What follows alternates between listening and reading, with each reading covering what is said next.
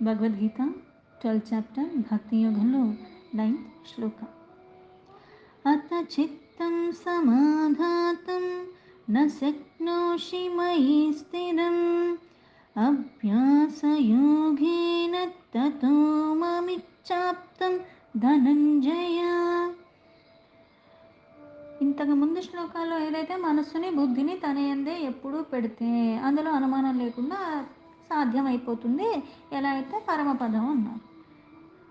ఆ మనస్సుని ఆ బుద్ధిని అలా లగ్నం చేసేయటం అంత తేలిగ్గా అయిపోతుందో అందరికీ అవ్వదు.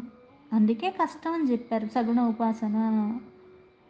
ఎందుకు అంటే ఆ మనస్సు ఏం చేస్తుంది అంటే ఈరోజు ఒకటి చేసేద్దాం అనుకుంటాను, ఆ కాలక్రమంలో రెండో రోజు మూడో రోజు చేస్తాను, ఇంకా చాలే అనిపిస్తుంది. అయితే ఇంకోటి ఏదో చేద్దాం, ఇది ఎందుకు కొంచెం నాకు అంతగా ఏమో బుద్ధి పుట్టట్లేదు దీని మీద అని అనిపిస్తుంది. ఆ రెండింటిని అలా పెట్టాలి అంటే అది అంత సులభం కాదు. అందుకే ఇక్కడ అత చిత్తం అంటే ఒకవేళ, చిత్తం అంటే మనస్సు, సమాధాతుం అంటే దాని మీద లగ్నం చేయటం, నిలపటానికి. ఏ పరమాత్మ మీద ఆ మనస్సుని నిలపాలని అనుకున్నాం. భావన వచ్చినంత మాత్రాన కార్యం అయిపోతుందా? సాధన వైపుగా వెళ్ళినంత మాత్రాన సాధించేసుకున్నంతగా పరిణితి చెందేస్తామా మనం? కాదు. అయితే ఇలా మనసు లగ్నం చేయాలనుకున్నావు అని మనసు పెడదాం అనుకున్నావు. అయితే న శక్నోషి అంటే అది సాధ్యం అవ్వట్లేదు. లగ్నం చేద్దాం అనుకున్నావు కానీ అది సాధ్యం అవ్వట్లే, చేయలేకపోతున్నావు. అలా చేయలేకపోతే మయి స్థిరం అంటే స్థిరంగా, నిశ్చలంగా అంటే చంచలత్వానికి లోబడిపోతున్నావు. చెయ్యాలని అర్థమైంది, చెయ్యాలి అని కూడా తెలుస్తుంది కానీ చేసేటప్పుడు ఆ క్రమం ఏమవుతుందంటే మళ్ళీ చంచలత్వానికి లోబడిపోతున్నావు. అందుకు నువ్వు అలాగా స్థిరంగా మనస్సుని పరమాత్మ యందు లగ్నం చెయ్యలేని స్థితికి వెళ్ళిపోతున్నావు. తప్పు చేయటం తప్పు కాదు కానీ తప్పు చేస్తున్నానని కూడా తెలియకుండా ఉండటం అసలైన అజ్ఞానానికి చిహ్నము. పైగా అది మళ్ళీ మళ్ళీ చెయ్యనివ్వకుండా కాస్తన్నా ప్రయత్నం చేసి నివారించే ప్రయత్నం కూడా నేను చెయ్యకపోవటము. ఇంత బతికేసానులే, ఎలా బతికితే ఏ అన్నది కాదు ఇక్కడ. ఉద్ధరింపబడటానికి ఒక్క క్షణం చాలు, సంవత్సరాలు సంవత్సరాలు చెయ్యక్కర్లే. కానీ ఆ ఒక్క క్షణంలో అంత తీవ్రంగా నువ్వు ఎప్పుడైతే మనస్సు అన్నది అలా రమిస్తూ పరమాత్మ యందు పెట్టగలవో అది సాధ్యం. కానీ అంతలా పెట్టగలమా? పెట్టలేం. నిరంతరము నన్నే ధ్యానించాలి అంటున్నాడు. ఒక నిమిషం పెడతామే అసాధ్యమైపోయింది. నిరంతరం ఎలా ఉంటుంది మనసు? ఆ శక్తి సమర్థత నాకు లేవని మనకు అర్థమైపోతుంది. అందుకే ఇక్కడ మార్గాన్ని కూడా చూపిస్తున్నాడు. అందుకే నా శక్నోసి అంటే అది సాధ్యం కాకపోతే, నా మీద స్థిరంగా నువ్వు పెట్టలేకపోతే ఏం చెయ్యాలి? వదిలేయమని చెప్పాలా? అభ్యాస యోగేన అంటే ప్రయత్నం చేస్తూనే ఉండు. ప్రయత్నం చెయ్యగా ఎందుకు ఇన్ని జన్మలు ఎత్తుతున్నావు అంటే ఈ ప్రయత్నాన్ని చెయ్యగా ఈ జన్మ కాకపోతే ఇంకో జన్మ అన్నట్టుగా ఏదో జన్మలో పట్టుకుంటావు. ప్రయత్నమే చేయకుండా ఎక్కడ కుదురుతుంది? ఆ ప్రయత్నం చెయ్యాలి. అందుకే అది చెయ్యగా అభ్యాస యోగేన. ఆ అభ్యాసం అన్నది ఎప్పుడైతే నిరంతరము చేస్తూ ఉంటే నువ్వు యోగ స్థితికి లాగా అలా అది నీకు తీసుకెళుతుంది. అప్పుడు ఆ యోగం అంటే ఏంటి? మళ్ళీ పరమాత్మలో ఐక్యమయ్యే పరమపదం. అభ్యాసం చెయ్యగా ఆ మనస్సు బుద్ధి స్థిరంగా ఆయన ముందు నిలిస్తే, ఆ నిలిస్తే మళ్ళీ అనుమానం లేకుండా పరమపదం అన్నాడు. ఆ నిలవాలంటే ఏం చేయాలి? అభ్యాసం చెయ్యి, చేస్తూనే ఉండు నిలిచేదాకా. తతో మామిచ్చాప్తం ధనంజయ అప్పుడు కోరిక పొందటానికి ఓ అర్జున అన్నిటినీ జయించిన వాడికి అది సులభమవుతుంది. ఎప్పుడైతే అభ్యాసం చెయ్యగా అలా నిలుపుతున్నావో, సాధించుకుంటున్నావో అప్పుడు అన్నిటినీ జయిస్తావు. కష్టపడేవాడికి ఏమవుతుంది? రూపాయి ఎప్పుడైనా సంపాదించగలరు. ఎందుకంటే వాడికి కష్టపడటానికి ఇష్టపడుతున్నాడు కాబట్టి. తాతలు ముత్తాతల ఆస్తులు ఎంత ఉన్నప్పటికీ కూడా కష్టపడటం ఇష్టం లేనివాడికి ఏం చేస్తాడు? కూర్చుని అన్నీ తినేస్తాడు. పైగా వాడికి దాని గురించి అవగాహన లేదు కాబట్టి చాలా తొందరగా వాటిని ఖర్చు కూడా పెట్టేస్తాడు. దాని విలువ తెలిసిన వాడు దాన్ని పైగా వడ్డీకి తిప్పుకునో ఇంకోటి చేసో దాన్ని వృద్ధిలోకి తెచ్చుకుంటాడు. దానికన్నా మళ్ళీ కాస్త కష్టపడాల్సిందే. ఏమీ చేయకుండా ఉన్నది ఉన్నట్టుగా తినేస్తానంటే ఏం మిగులుతుంది? ఏమీ మిగలదు. పైగా ఇంకోటి చేసేలాగా నేనేమీ అలవాట్లు చేసుకోలేదు. నాకు ఒకటి నేర్చుకోవటానికి కూడా నా బుద్ధి సహకరించలేక ఇంత జల్సా బతికినప్పుడు ఏమవుతుంది? నేను మళ్ళీ వ్యసనాలకు అలవాటు పడిపోతాను. అంతేగాని ఇందులోంచి బయట పడేలాగా ఇంకొకటి నేను మళ్ళీ అలవర్చుకునేలాగా అప్పటిదాకా చేసింది తప్పే, తప్పింది సరిదిద్దుకునే వైపుగా నా బుద్ధి ఉండదు. కానీ ఇక్కడ అభ్యాసం అన్నది చెయ్యగా చెయ్యగా ప్రయత్నం అన్నది ఇచ్చన్నది కోరికే పరమాత్మ అయిపోతాడు కాబట్టి దాన్ని మళ్ళీ పొందాలన్న కోరిక అంత తీవ్రంగా ఉంటేనే నువ్వు అభ్యాసం చేస్తావు. ఎలా అయితే మనం కొంతమంది లీలల రూపంలో కొన్ని ఇతిహాసాల్లో, గాథల్లో, పురాణాల్లో చెప్పినవి ఉంటాం. పరమాత్మ ప్రత్యక్షం అవ్వాలి అని చెప్పి వాళ్ళు కొన్ని కొన్ని నియమ నిష్టలతో తపస్సులు చేస్తూ ఉంటారు. 1000 సంవత్సరాలు చేస్తారు. మళ్ళీ పెద్దగా పరమాత్మ ఏమీ ప్రసన్నుడు కాలేదు, ప్రత్యక్షం కాలేదని మళ్ళీ తీవ్రత పెంచి తపస్సు కొనసాగించారు గానీ, ఎలాగో ప్రసన్నుడు అవ్వట్లేదని వెనక్కి రాలేదు వాళ్ళు. చెయ్యగా చెయ్యగా చెయ్యగా అప్పుడది నీకు పొందుతావు. అందుకే ఇక్కడ ధనంజయ అంటే అర్జున అన్నిటినీ జయించిన వాడికి అది సులభం. ఎందుకంటే ఈ శరీరం మీదే నీకు మమకార ఆసక్తి రహితంగా ఉండగలిగిన వాడు ఆ మనస్సుని బుద్ధిని పరమాత్మ యందు పెట్టాలన్న కోరిక అంత తీవ్రంగా ఉన్నవాడే అభ్యాసానికి పూనుకుంటాడు. శ్లోకానికి యథాతథ మీనింగ్ తీసుకుంటే అత చిత్తం సమాధాతుం న శక్నోషి మయి స్థిరం అభ్యాసయోగేన తతో అమిచ్ఛాప్తం ధనంజయ. మనస్సుని సుస్థిరంగా నాయందే నిలపటానికి సమర్థత లేకపోతే అభ్యాసం ద్వారా నన్ను పొందటానికి ప్రయత్నాన్ని చెయ్యి. అంటే నిమిత్త మాత్రం అన్న పరమ సత్యాన్ని తెలుసుకోవటం అన్నిటికీ కారణం నేను కాదు, పైగా నాకు ఒక కారణం ఉంది. ఆ పరమాత్మ అనుగ్రహం ఉంది కాబట్టి దీని మీద బుద్ధి కుదిరింది. దీన్ని నేను పట్టుకునే ప్రయత్నాన్ని స్వల్పంగా చేసినా ఇది ఎప్పుడైతే నేను పవిత్రంగా చేస్తున్నానో దానికి కారణంగా ఏం చేస్తున్నాడంటే దాన్ని మళ్ళీ కాస్త ఇంకో గురువునో ఎవరినో నాకు తారసపడేలాగా చేసిన మార్గాన్ని సరళపరుస్తాడు. పైగా ఏంటి, ఈ పరమాత్మ అన్న నావన్ను ఆధారం చేసుకున్న కారణంగా ఈ సంసారం అన్న భవసాగరాన్ని నువ్వు తొందరగా శీఘ్రంగా దాటగలవు అని కూడా చెప్పాడు.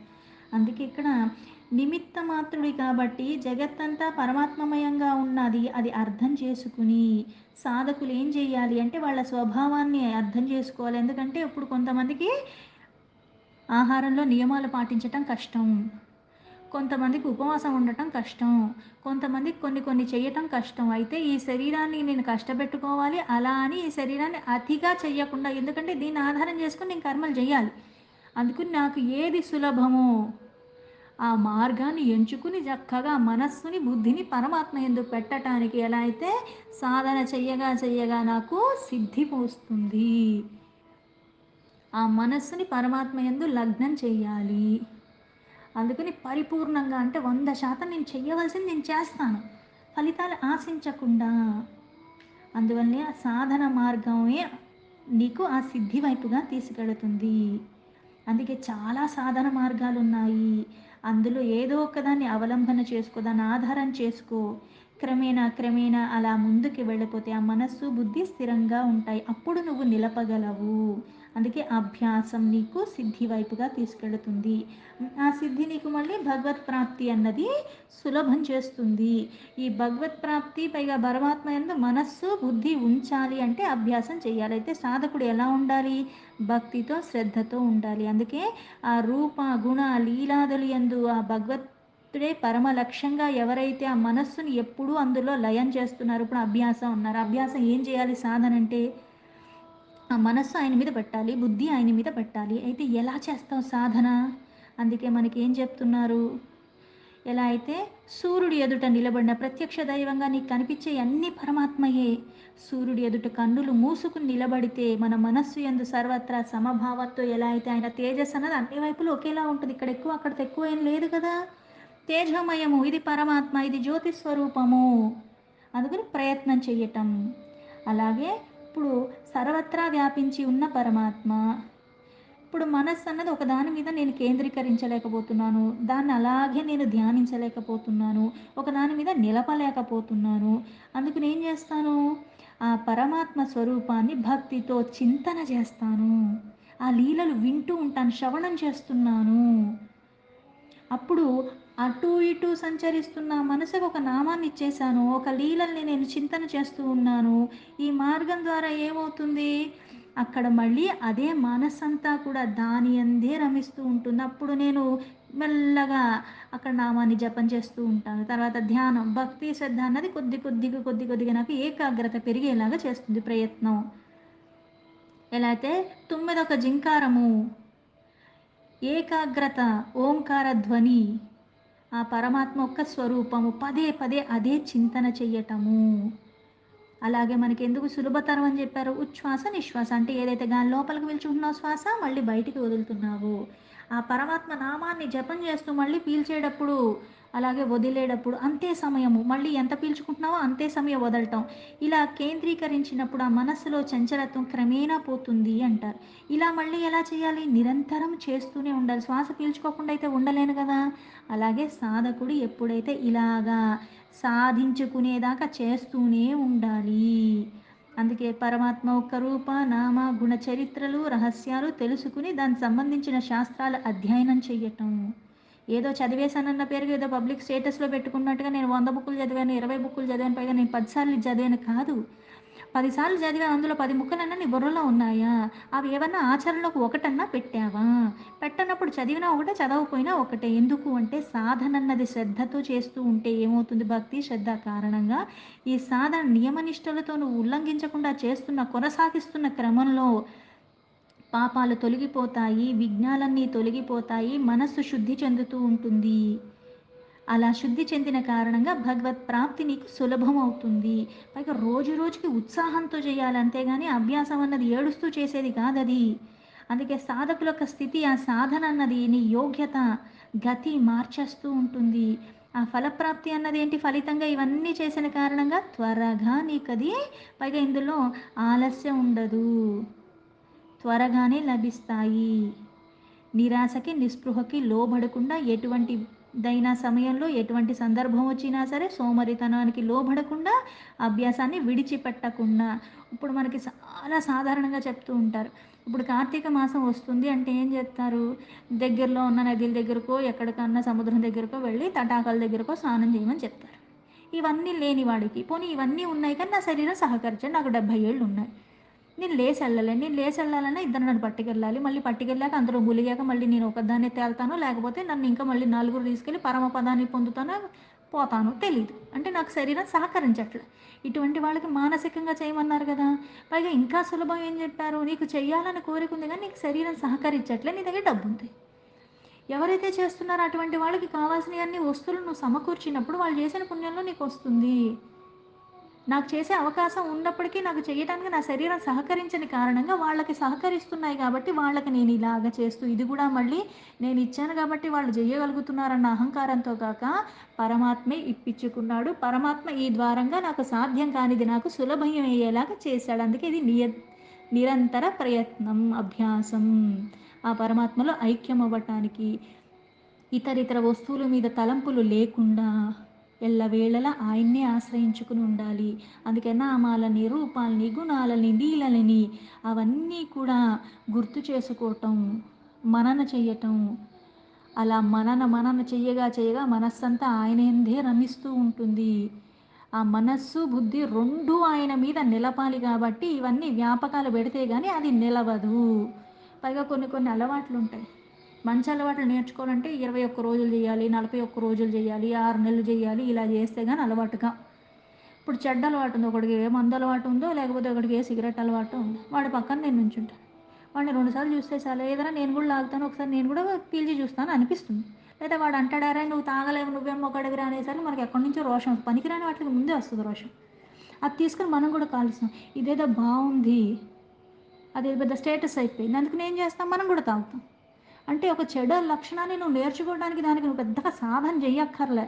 ఇవన్నీ ఎందుకంటే కృతజన్మ వాసనల కొద్దీ, ఆ వికారాల కొద్దీ అవి సులభంగా నీకొచ్చేస్తాయి. కాకపోతే ధర్మపరమైనవి నువ్వు చెయ్యటానికి కొన్ని ప్రక్రియలు, అభ్యాసాలు నువ్వు చెయ్యటానికి యోగా ఉంది. సింపుల్‌గా సూర్య నమస్కారం చేద్దాం అనుకుంటాం. మొదటి రోజు మొదలుపెట్టగానే శరీరం ఏమి వంగి పాదాలు పట్టేసుకునేలాగా అలాగ ఏం ఉండదు. కానీ చెయ్యగా ఎంతైతే అంత వంగుతాను ఏం పర్వాలేదు. చేస్తున్నానుగా అన్న ఆనందంలో చేస్తూ ఉంటే నా పాదాలు తాకాలి అని నేను కోరిక లేకపోయినా సరే ఇష్టంగా చేసుకుంటూ వెళ్ళిపోతున్నాను. ఎందుకంటే దీనివల్ల నాకు మానసిక ఒత్తిడి తగ్గిపోతుంది. శరీరం నాకు బాగుంటుంది. ఈ శరీరం ద్వారా నేను కర్మలు చెయ్యాలి కాబట్టి ఈ అభ్యాసాన్ని కొనసాగిస్తూనే ఉంటాను. నాకు తెలియకుండానే ఒకరోజు నేను పాదాలు పట్టుకుంటాను. అభ్యాసం చెయ్యగా అందుకే ఇచ్చన్నది పరమాత్మ అన్నది ఎప్పుడైపోతాడో, అందుకే పూజించటం, ధ్యానించటం ఇవన్నీ ఎందుకు చేస్తున్నావు అంటే కోరిక పరమాత్మ అయిపోవాలి. వస్తువులు లౌకికంగా ఈటివి కోరిక కాకుండా ఉండి పరమాత్మే కోరికగా ఎవరికైతే అయిపోతాడో, ఇవన్నీ మళ్ళీ ఒక్క రోజులో, ఒక్క పూటలో వచ్చేవి కాదు. పట్టుదలతో నిత్యము నిరంతరము చేస్తూ, చేస్తూ, చేస్తూ పడతాం లెగుస్తాం, పడతాం లెగుస్తాం అయినా సరే వదలకుండా పట్టుకోవాలి. అలా ఎవరైతే చేస్తూ ఉంటారో అప్పుడు అవి నిలుస్తాయి. అప్పుడు అభ్యాసం నీకు సులభమైపోతుంది. అందుకే ఇప్పుడు చాలామంది పెద్దవాళ్ళు చెప్పేది, ఈ శరీరాన్ని అంటే రోజు సాయంత్రం 6కి గుడికెళ్ళటం అలవాటు చేశాను. ఇది ఒక 10 రోజులు, 11 రోజులయ్యాక నాకు తెలియకుండానే 5:30కే అన్నీ చక్కబెట్టేసుకొని మళ్ళీ ఎక్కడ దానికి విఘ్నం వస్తుందో అన్నట్టుగా ఇంకా ఎళ్ళాలి, ఎళ్ళాలి అనే ఉంటుంది. అలాగే వెళ్ళిపోతాను. ఒక గడియ ముందన్నా వెళ్తాను తప్పితే మళ్ళీ లేట్ అయితే వెళ్ళను. ఎందుకు జరిగిందంటే కొన్ని కొన్ని నేను రోజు చేస్తూ ఉన్న కారణంగా అది కూడా మళ్ళీ త్రికరణ శుద్ధిగా చేస్తున్నాను. అలా చేస్తూ ఉంటే ఏమవుతుంది నాకు తెలియకుండానే సాధ్యమైపోతూ ఉంటుంది. మళ్ళీ అన్నీ నాకు ప్రకృతి కూడా అనుకూలంగా ఉన్నట్టుగా ఆ టైంలో నాకు ఎవరు చెయ్యకపోవటం, నన్నెవరు పలకరించకుండా కావాలంటే వాళ్ళు కూడా నాతో వస్తారు. ఇలా పనికిమాలిన విషయాల మీద చర్చించుకుంటూ నేను ఉన్న సమయాన్ని నేను వృద్ధాప్యానికి దగ్గరికి వెళ్ళాక ఎప్పుడో పరమాత్మని ఆలోచిస్తానని కాకుండా నేను వృధా చెయ్యకుండా అర్థం పర్థం తెలుసుకుని పరమార్థం అంటే ఏంటి? పైగా చరాచర జీవరాశుల్లో చెట్టుకు నీళ్లు పోసిన పరమాత్మ సేవే అది, పూజే అది. అంటే నీకు తెలిసి దేనికి హాని చెయ్యకుండా ఈ భక్తి భావనతో నువ్వుండి దేనికి చేసిన సమర్పణ భావన అందుకు చెప్పింది. అనన్యమైన భక్తి అంటే అది. అలా ఉన్నవాడే ఉద్ధరింపబడతాడు. వృధాగా చేస్తూ ఏదో సేవ చేశాను, ఏదో దానం చేశాను అన్నట్టుగా నువ్వు చేస్తే అది మళ్ళీ దేనికి అక్కరకు రాదు. అభ్యాసం అన్నది నీకు మరు జన్మ లేని స్థితికి తీసుకెళుతుంది. పరమ పదాన్ని పొందేలాగా చేస్తూ ఉంటుంది.